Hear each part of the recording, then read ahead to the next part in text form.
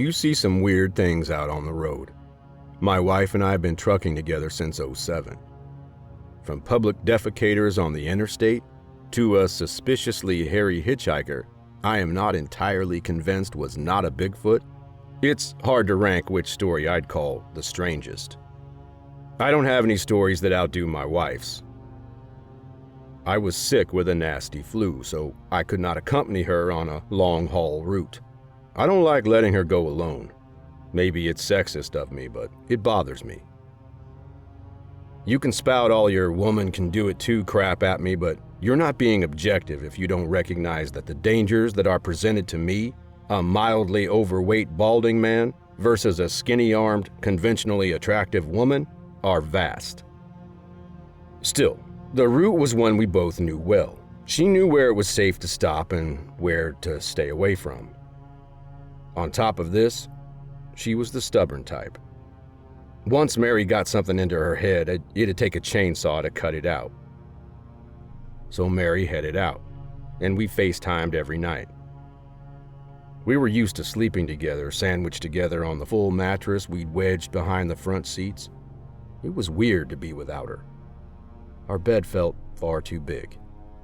Everything was going well until about halfway through her trip. We were both asleep and FaceTime was still open. I woke up around 3 a.m. to the strangest noise.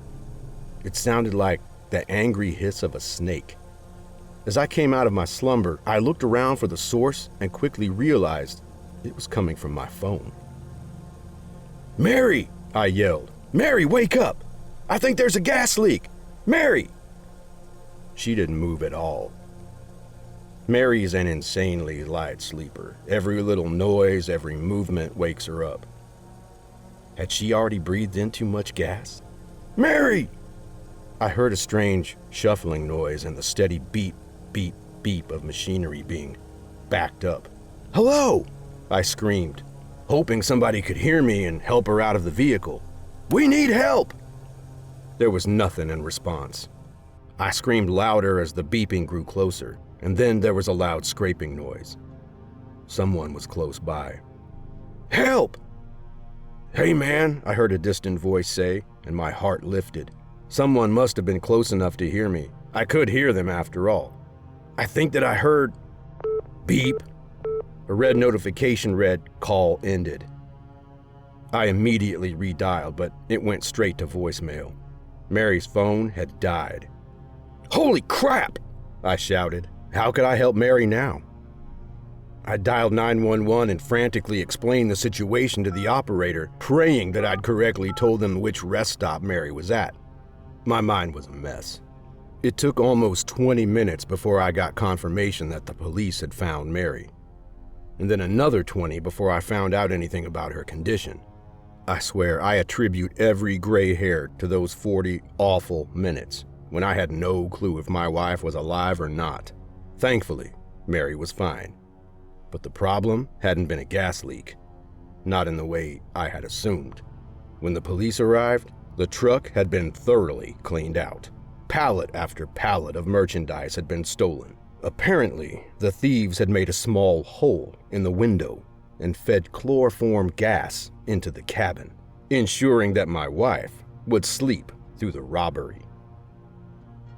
Mary had no long-term injuries from the ordeal, but I still kicked myself for not being there for her.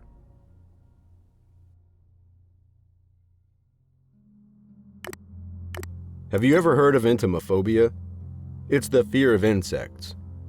I've had it ever since I was a little kid. While I grew up in a fairly industrialized city, my grandma lived on a farm. While I loved her dearly, I absolutely hated visiting her. Every time I'd go, something horrible would happen. The first time, a tick lodged itself a few inches north of my private parts. I still have a scar from where my mother burned its engorged body off my skin.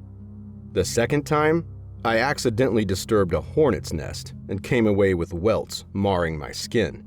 The third time, I was bitten by a black widow and had to be rushed to a hospital. After that, Grandma agreed to visit us instead. Whether those experiences added to my entomophobia or not is up for debate. Either way, anything with 6 to 8 legs that scurries around equated to my worst nightmare. I can usually stomach a bug or two flying around or scuttling past. When they land or crawl on me, I start freaking out. As a trucker, I'm used to seeing them splat against my windshield. Creepy wings are easy enough to wipe away with a flick of the wipers. That doesn't really bother me.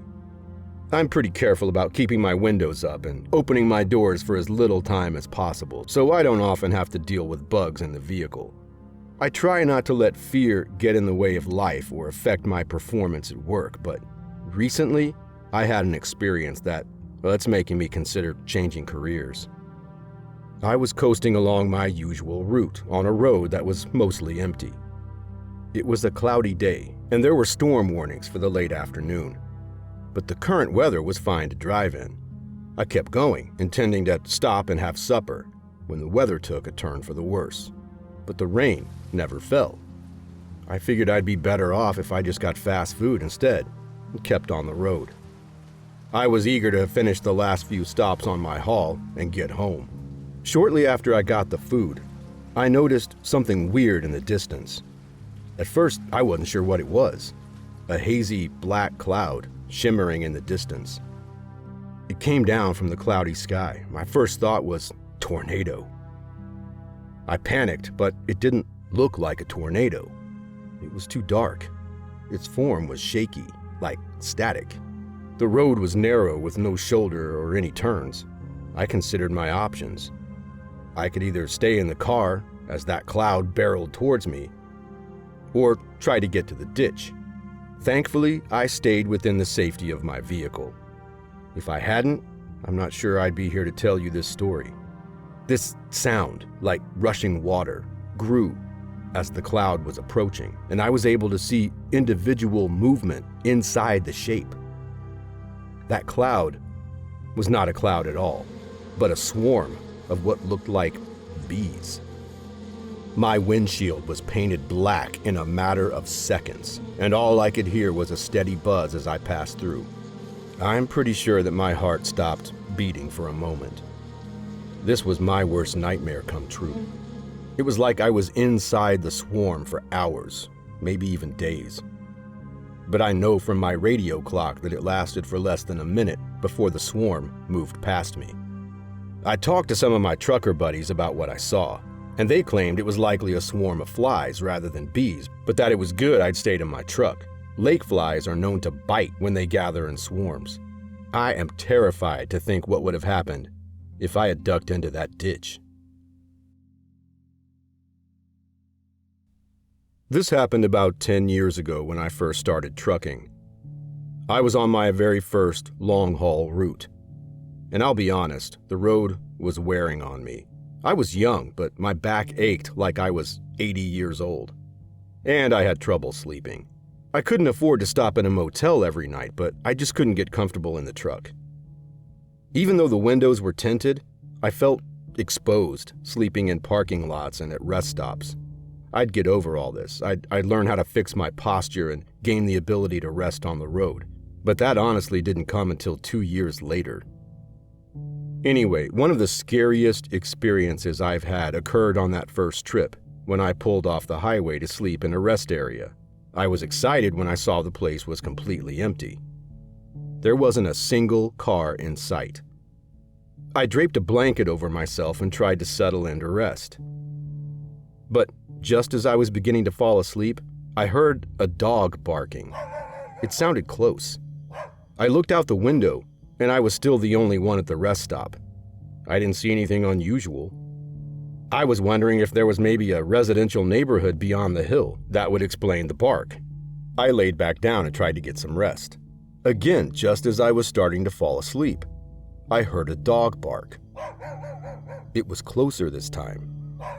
I looked out the window and could have sworn I saw some movement in the bushes. What was I supposed to do? That could have been somebody's dog. But it could also have been a rabid dog. I put on my headphones and turned up the music. I didn't want to get bitten, and I really needed to get some sleep. Just after my eyes slipped closed, I heard the barking again. I could hear it over my music. The animal must have been just outside my truck. I sat up and looked out the window, only to see a man's face pressed against the glass. I fell backward and screamed. He kept barking. He slammed his head against the window and blood ran down the glass. I could hear him jiggling the door handle. Thank God I'd remembered to lock it. I fumbled for my keys and got into the driver's seat. Bang! He headbutted my window again. This time, a hairline crack appeared in the glass.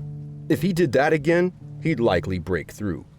My hands were shaking, but I put the keys into the ignition, nearly missing as the man leaned his head back. Before he could hit the window again, I threw my truck in reverse and backed out of there as fast as possible. He was thrown to the side.